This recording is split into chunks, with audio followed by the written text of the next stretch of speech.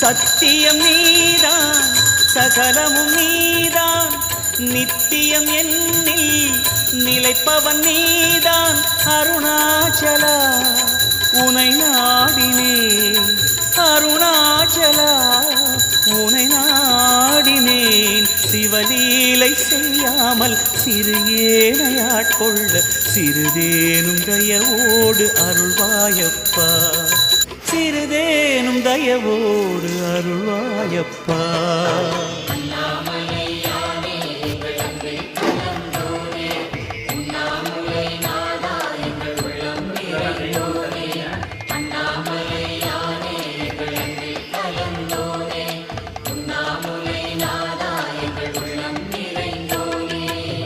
சிவமயமாக தெரிகிறதே சிந்தையில் சிவயோகம் வருகிறது.